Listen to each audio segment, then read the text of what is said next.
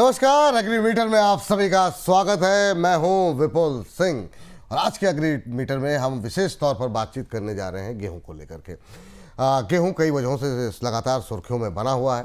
क्या कुछ वो सुर्खियां हैं और क्या कुछ आगे को लेकर के आउटलुक है, इस पर डिटेल में बातचीत करने के लिए हमारे साथ जुड़ रहे हैं केडिया एडवाइजरी के डायरेक्टर अजय केडिया सर।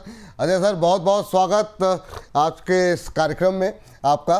सबसे पहले तो सर यही जानना चाहेंगे कि अभी जिस तरीके से गवर्नमेंट की तरफ से और इंडस्ट्री की तरफ से जो प्रोडक्शन में कमी की बात की गई है और एक्सपोर्ट भी फिलहाल के लिए खुलता हुआ दिखाई दे रहा है, क्या कैसे देख रहे हैं सर, आगे क्या तेज होगा? क्योंकि सरकार की तरफ से जो बाइंग है वो भी हम तेज होती हुई दिखाई दे रही है। बहुत बहुत धन्यवाद विपुल जी मुझे बुलाने के लिए। और देखिए, ग्लोबल मार्केट में भी हम हलचल देख रहे हैं, बट डोमेस्टिक मार्केट पे भी हम देख रहे हैं कि अब हलचल बढ़ रही है, चाहे वो इलेक्शन की गर्मी हो या गर्मी बढ़ रही है या आईएमडी की बारिश की बात करें। सबसे पहले अगर वीट की बात करें तो प्राइस प्रोजेक्शन, प्राइस के आउटलुक की अगर बात करने से पहले हम देखते हैं परफॉर्मेंस कैसा रहा है। तो पिछले एक महीने में हमने करीबन 2% की तेजी आते हुए देखी। हालांकि जनवरी से लेकर अब तक प्राइस आज भी 7% की गिरावट है। वीट का जो ओवरऑल हमने एक महीने में जो मोमेंटम देखा, एक हफ्ते में माफ कीजिए, तो 6% की तेजी है, क्योंकि वीट का जो आउटपुट है वो करीबन 110 से 120 मिलियन टन के आसपास 25-26 में रहा है। और कहीं ना कहीं वेदर को लेकर जो चिंता बनाए, जो फूड सेक्रेटरी के जो स्टेटमेंट आए थे, उसके बाद हमने देखा कि प्राइसेस के अंदर एक अच्छा खासा मूव बना है। तो टाइमिंग यस, थोड़ा सा वेदर को लेकर या आउटपुट को लेकर कंसर्न है जो प्राइसेस को सपोर्ट दे रहे हैं। विपुल जी, अच्छा सर, ये तो फिर मतलब प्राइसेस में आगे क्या तेजी, एक तो जो मेरा सवाल था वो ये रहेगा कि अभी तेजी और ज़्यादा आगे देखें सर। दूसरा, जिस तरीके से सरकार ने प्रोक्योरमेंट टारगेट में 15% का इजाफा किया है, उसका क्या मतलब असर आप देख रहे हैं? देखिए विपुल जी, मुझे लगता है सबसे पहले तो वेदर को ही ध्यान रखिए, क्योंकि हम लोग मार्च और अप्रैल महीना जो रहता है वो हार्वेस्ट का रहता है। अब यहाँ पे एकाएक जो वेदर में डिस्टर्ब है, कुछ जगह आपने देखा होगा राजस्थान में बेमौसमी बरसात पड़ी, तो कुछ जगह पे हमने बहुत ही ज्यादा टेम्परेचर बढ़ा है, जिसकी वजह से अराइवल का प्रेशर भी पड़ता हुआ दिखाई दिया, बट डैमेज का परसेंटेज बढ़ता हुआ दिखाई दे रहा है, जो प्राइसेस को सपोर्ट कर रहा है। वहीं सेंट्रल बैंक ने भी ऑफिशियली इंक्रीज किया है वीट प्रोक्योरमेंट टारगेट, जहां पे 26-27 के मार्केटिंग ईयर की 15% का जंप रेज करता हुआ दिखाई दे रहा है, जो अब 30 मिलियन टन से लेकर 34.5 मिलियन टन का रहेगा, जिसका भी सपोर्ट प्राइसेस को मिलता हुआ दिखाई देगा। साथ में गवर्नमेंट ने अप्रूव भी किया है एक्सपोर्ट्स को लेकर, बट हम डिटेल्स में देखेंगे। बट ओवरऑल मुझे लगता है कि एक तो वेदर और गवर्नमेंट, सेंट्रल गवर्नमेंट का जो ऑफिशियली 15% का जो जंप आया, उसके बाद भाव में एक अच्छा खासा मोमेंटम बना है। बिल्कुल। अब सर आपने अभी जिक्र छेड़ ही दिया है तो एक्सपोर्ट की भी बात कर लेते हैं सर। 50 लाख टन गेहूं करीब एक्सपोर्ट को सरकार ने मंजूरी दे दी है, लेकिन ओवरऑल एक्सपोर्ट कितना रहने का अनुमान है सर? क्या कुछ एक्सपेक्टेशन है आपकी? देखिए, वीट पे अगर हम देखें तो अभी एक तो पहले के वाले फिगर्स तो कंटिन्यू है, बट गवर्नमेंट ने अप्रूव किया है export for additional 25 lakh metric ton, जिसका भी एक सपोर्ट मिला। क्योंकि ग्लोबल मार्केट में हम देखते हैं, जिसको हम धान का कटोरा बोलते हैं, वो है ब्लैक सी एरिया। ब्लैक सी एरिया में अभी भी कंसर्न्स कंटिन्यू बने हुए हैं, जिसकी वजह से जो डिपेंडेंसी है पिछले 2-3 सालों में वो इंडिया में रहा है। अगर विदेशी बाजार के गेहूं के भाव की अगर आप बात करते हो, तो यहाँ पे आपकी स्क्रीन पे ही है, जहाँ पे आप देखोगे ओवरऑल हम ठीक है, इस बार पैरिटी में अगर हम देखें तो ज्यादा थोड़े से कॉस्टली अभी दिख रहे हैं, लेकिन रुपए की गिरावट कहीं ना कहीं हमें थोड़ा सा एक बेस्ट करता है। बट ओवरऑल मुझे लगता है एक्सपोर्ट का परमिट तो दे दिया, बट ग्लोबल मार्केट में जब तक भाव बहुत ही ज्यादा, खाली यूएस एक ऐसी कंट्री है जहाँ पे हम बोल सकते हैं कर सकते हैं, अदरवाइज बाकी जगह पे प्राइसेस काफी कम है। लेकिन उसका एक सेंटिमेंटल इम्पैक्ट है कि कहीं पे भी अगर भाव में तेजी, क्योंकि ग्लोबल मार्केट में फ्रेड को लेकर, एनर्जी कॉस्ट को लेकर जो तेजी आई है, उसके बाद इन्फ्लेशन बढ़ता हुआ दिखाई दे रहा है।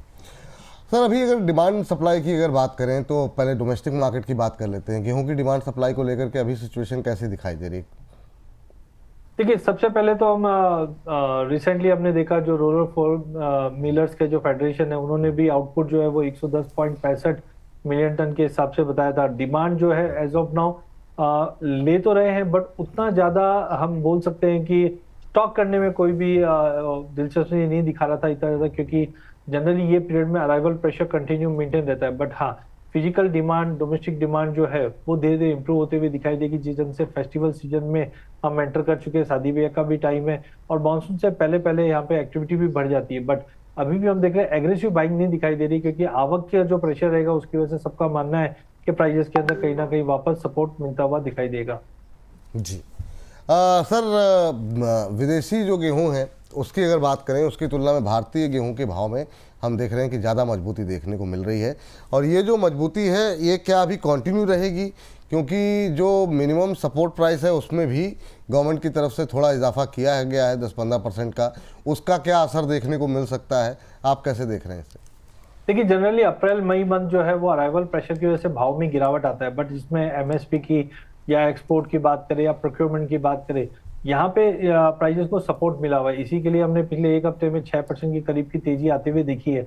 बट डोंट एक्सपेक्ट कि प्राइजेस में कोई बहुत ही बड़ा एक्स्ट्राऑर्डिनरी जंप आएगा। ग्लोबल मार्केट में भी अगर हम जिस ढंग से रिपोर्ट आ रही कोल्ड स्प्रिंग वेदर जो है रशिया में, वहां पे कहीं ना कहीं हम देख रहे हैं कि थोड़े बहुत यील्ड लॉसेस है, जिसका ग्लोबल मार्केट में भाव को थोड़ा सपोर्ट मिला हुआ है और डोमेस्टिक मार्केट में भी उसी का एक सपोर्ट मिला है कि ग्लोबल और डोमेस्टिक दोनों ही सपोर्टिंग चल रहा है। बट हो सकता है कि प्राइजेस अगले अगर हफ्ता 10 दिन की बात करें तो प्राइजेस हो सकता है 2700 2750 का लेवल दिखा दे, बट सस्टेनेबिलिटी डाउटफुल है क्योंकि सप्लाई एज ऑफ नाउ ठीक ठाक है। अब सर शॉर्ट टर्म में अगर आउटलुक मतलब डिसाइड करना हो तो क्या देख रहे हैं, खास तौर से जो लोग कारोबारी हैं उनके लिहाज से? देखिए, वीट के अंदर मुझे लगता है कि प्राइजेस के अंदर शॉर्ट टर्म में जो मौसम में गर्मी है उसकी वजह से प्राइजेस को सपोर्ट मिलता हुआ दिखाई दिया। कंफर्टेबली भी अगर हम बात करें तो प्राइजेस कहीं ना कहीं 2600 के ऊपर कंटिन्यू मेंटेन कर रहा है। बीच में हमने देखा था कि प्राइजेस 17 अप्रैल को मैं चार्ट पे देख पा रहा हूँ कि ये 2550 2530 के स्ट्रॉन्ग सपोर्ट से उठा है, बट ऊपर में मुझे नहीं लगता कि प्राइजेस 2800 के ऊपर सस्टेन करेगा। यहाँ पे 200 मूविंग एवरेज का रेजिस्टेंट भी है, बट आई थिंक के प्राइजेस कुल मिलाकर 2640 से लेकर 2780 के बीच में रहेगा और हायर साइड में मुझे लगता है 2780 2800 के ऊपर जाता हुआ दिखाई नहीं दे रहा है। अब लास्ट क्वेश्चन सर, अभी सर अगर वायदा बाजार में किसी एक एग्री कमोडिटीज को चुनना हो तो वो कौन सी रहेगी और आप कहां पर अपनी टॉप एग्री कॉल्स देना पसंद करेंगे? अभी आपका व्यू क्या रहेगा सर? देखिए विपुल जी, मुझे लगता है तड़का तो मसालों में ही लग रहा है, जिसमें हल्दी और धनिया पे नजर रखना चाहिए, क्योंकि सबसे पहले हल्दी है। हल्दी में हम देखेंगे मई मंथ में नई सोइंग होनी है और यहाँ पे भी हम देख रहे हैं कि वेदर को लेकर चिंता बना हुआ रहेगा इस बार, लेकिन ओवरऑल पाइपलाइंस एम्प्टी है, डोमेस्टिक हो चाहे एक्सपोर्ट की हो। तो 16,200 पे हल्दी लेके चलेंगे, 16,800 के टारगेट के लिए 15,800 का स्टॉप लॉस रहेगा। लेकिन धनिये पे भी नजर रखिए, बिकॉज धनिये में 13,800 का लेवल छूने के बाद आज 12,800 तक का लेवल दिखा है। हायर लेवल पे थोड़ा दबाव जरूर आया है, बट बैलेंस शीट काफी टाइट है। ध्यान रखिए, कभी भी अराइवल हार्वेस्ट सीजन में अगर कोई कमोडिटी नया हाई मार रही है, इसका मतलब बैलेंस शीट बहुत ज्यादा टाइट है। तो मुझे लगता है 12,700 के करीब मिले धनिया में बाइंग कीजिए, 12,400 का स्टॉप लॉस लगाइए, फिर से 13,400 तक के लेवल मिल जाएंगे। चलिए, ये बात यहाँ पर निकल के आई है। एक एक करके जरा तीनों ट्रेड एक बार फिर से दिखा दीजिए, कम से कम रिपीट कर दिया जाए, ताकि ये तो अजय जी की तरफ से, केडी एडवाइजरी की तरफ से धनिया पे मैं फ्यूचर खरीदें 12,700 के आसपास, 13,300 के टारगेट के लिए। स्टॉप लॉस यहाँ अवश्य ध्यान रखें, 12,400 का रखना होगा। अगली जो कमोडिटी है वो है हल्दी। हल्दी में भी मई फ्यूचर प्लस करने की सलाह दी गई है 16,200 के आसपास। 16,800 600 रुपये ऊपर के टारगेट दिए गए हैं, 400 रुपये नीचे का एक स्टॉप लॉस लगाइए। 15,800 के स्टॉप लॉस के साथ हल्दी में खरीदारी करने की सलाह आपको दी जा रही है। कैस्टर सीड में मैं फ्यूचर खरीदने की सलाह है 6,440 के आसपास। यहाँ पर जो आपको लक्ष्य रखना होगा वो 6,540 का रखना होगा, यानी 100 रुपये ऊपर, और स्टॉप लॉस दिया गया है आपको 6,380 का। अजय सर बहुत बहुत थैंक यू, शुक्रिया आपका आज की चर्चा में जुड़ने के लिए। चलते चलते कोई डिस्क्लोजर सर आपका? तो आज हमने जो भी फ्यूचर और ऑप्शन में बात की है उसमें मेरी पर्सनल कोई पोजीशन नहीं, मेरे क्लाइंटों की पोजीशन हो सकती है। ओवरऑल कभी भी जब आप कमोडिटी में निवेश करते हैं तो स्टॉप लॉस जरूर लगाइए और सेबी रजिस्टर्ड फाइनेंशियल एडवाइजर की सलाह लेकर ही काम कीजिए।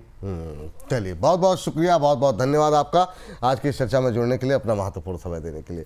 तो आज की इस चर्चा को यहीं पर समेटते हैं। बाकी और तमाम तरह की, खाली एग्री कमोडिटीज नहीं, बाकी एनर्जी सेक्टर को लेकर के, मेटल को लेकर के, गोल्ड सिल्वर को लेकर के, कोई भी कमोडिटी हो, आपको सबके उत्तर जो है वो यहीं मिलेंगे बोनस पे। बने रहिए बोनस के साथ। अभी के लिए इजाज़त दीजिए, नमस्कार।